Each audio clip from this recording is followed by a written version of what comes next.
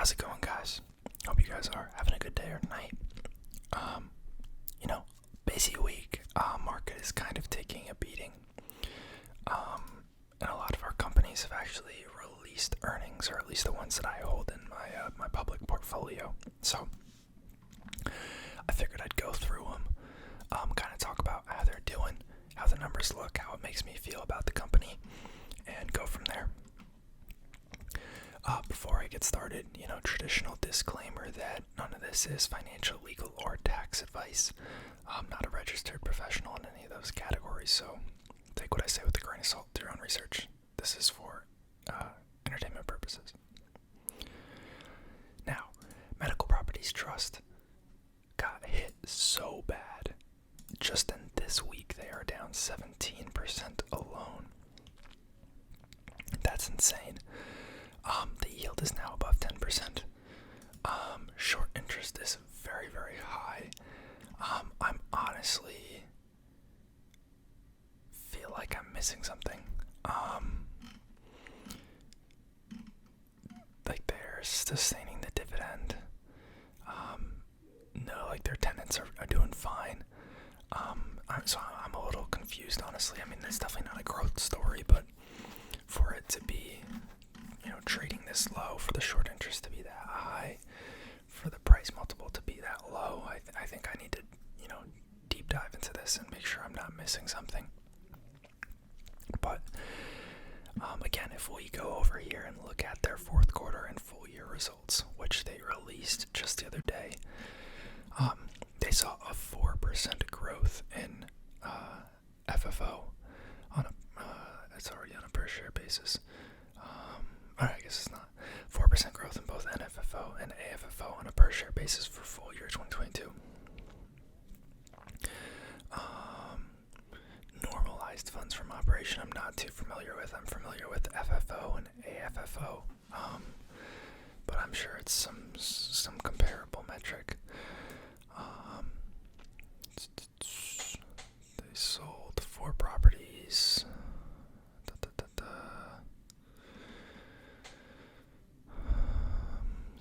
They acquired some properties in the UK. There's some escalators that are expected to take place in 2023 that will provide an extra $50 million of cash rent.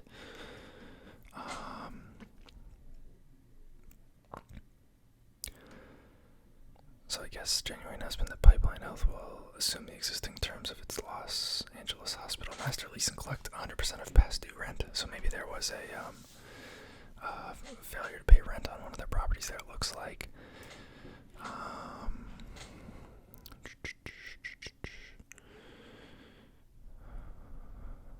Looks like someone bought some of their Steward properties. I would think that would be viewed as a negative. I mean, as a positive, because they want to reduce the Steward exposure. Declared their regular quarterly dividend, representing AFFO per share of roughly 85% payout ratio. Yeah, I'm like they're not really growing, and there's certainly some issues around tenant health, I guess. But it's just trading so low, it's insane. Let's look at their outlooks. They're predicting a decrease in net normalized funds from operation. Okay, that's not insane. $1.82 per diluted share for the past year, and they're projecting $1.50 to $1.65 for this upcoming year. I'm not super sure what that drop off is due to. Estimates are based on existing portfolio, blah blah. Yeah, I mean, I'll probably listen to the conference call later today and see if they say anything about it. But this one has me kind of confused. And then there's 3 other companies. Getty Realty. This was one of the more recent pickups. They are a REIT that focuses on gas station properties and convenience stores with some, little mixes of car washes and auto parts shops and whatnot. Down 1% today with the market So actually pretty big jump there after earnings. It looked like it jumped a full $1. Let's look at their earnings. FFO of 63 cents per share, AFFO of 55 cents per share. They invested an additional $83 million across 36 properties. For the full year, they had FFO of $2.44 or AFFO of $2.14, and total for the year they invested $157.5 million across 52 properties. It's a lot of properties. Now, if we look at it in relation to last year, it's a pretty big jump in funds from operation, both on a quarter-by-quarter basis and an annual basis. So that's good to see.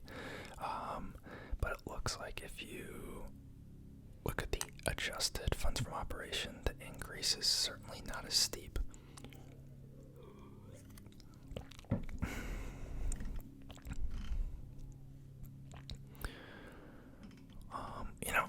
This is more of a play on, I think, this just being like a stable holding in an industry that I like.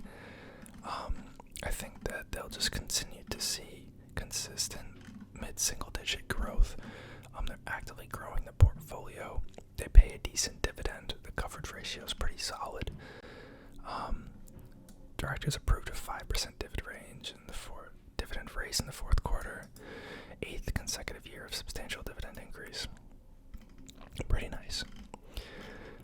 Nothing really noteworthy there. Base rental income increased 6% for the quarter and 7.5% for the year.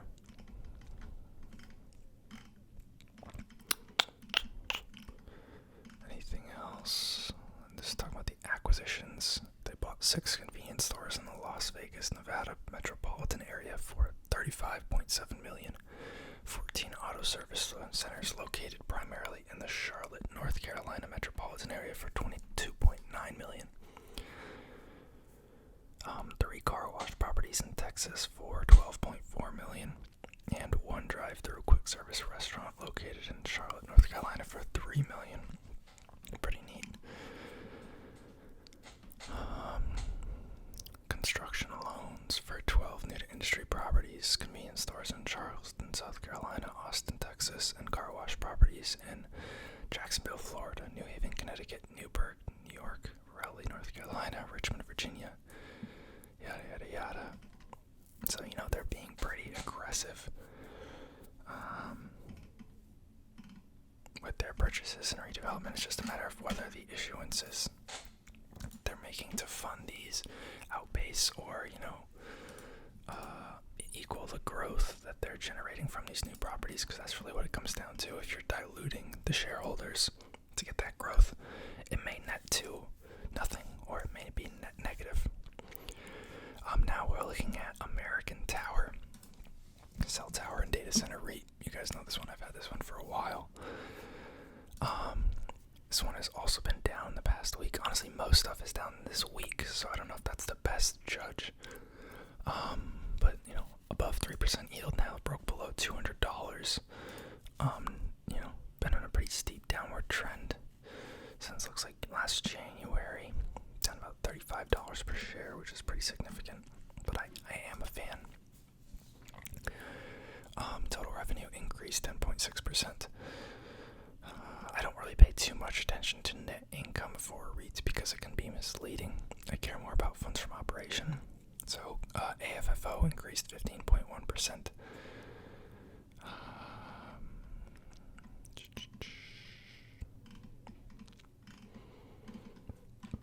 I'm kind of looking for per share.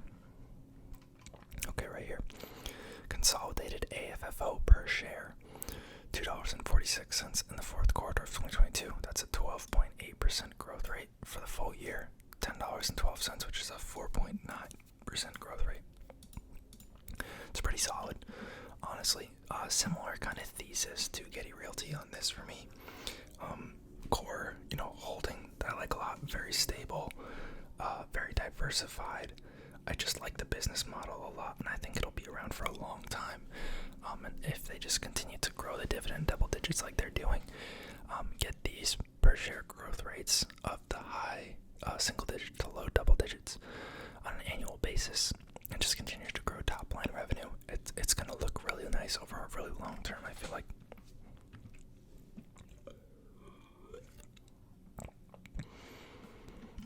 Let's see what else they say here.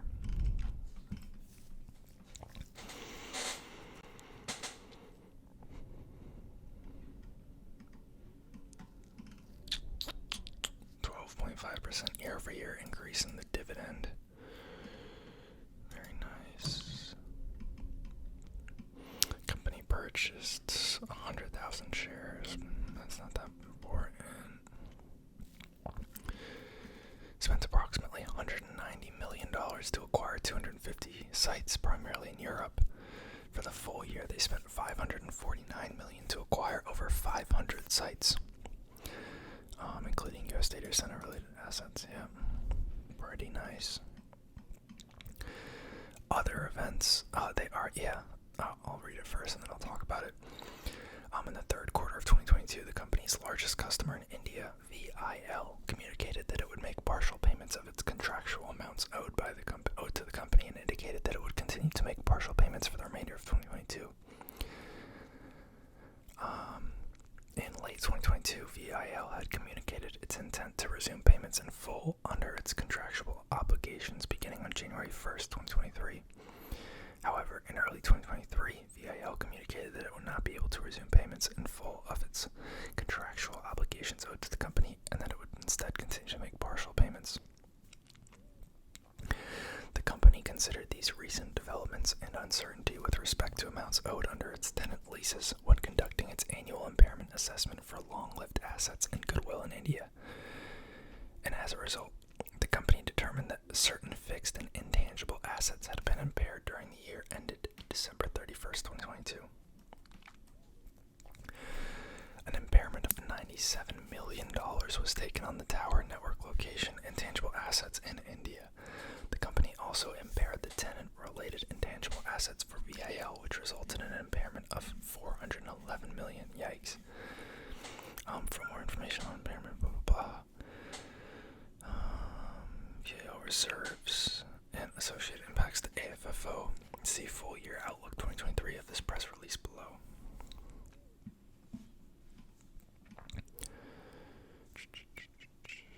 Yeah, so basically, other countries don't have the same tenant protections in place that the U.S. does. The legislation is a little bit different.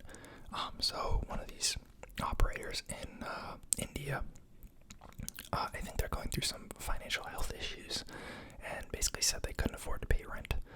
And it sounds like they worked out partial payments for a while, said they were going to go back to full payments, and then said, actually, wait, we can't make full payments, we got to stay on partial payments.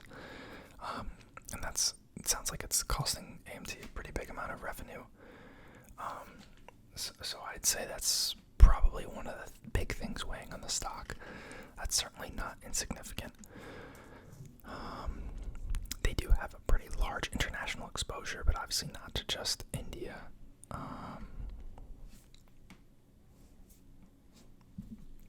Sorry, I just got a text.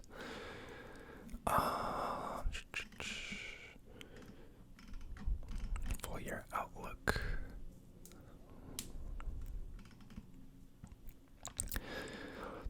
Outlook includes approximately $75 million of incremental reserves associated with VIL in India, with a corresponding negative impact to the financial measures below, including a 16-cent per share negative impact to AFFO. That's a big impact. Attributable to AMT common stockholders, blah, blah, blah. Negative impact of approximately 8% on AFFO attributable to AMT common stockholders per share growth as a result of higher interest costs, together with the full impact of various 2022 equity financing initiatives. Jeez, my phone's blown up.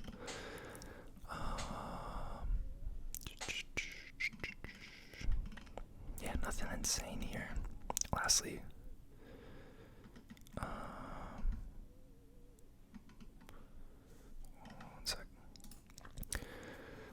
we have the Farmland Partners results.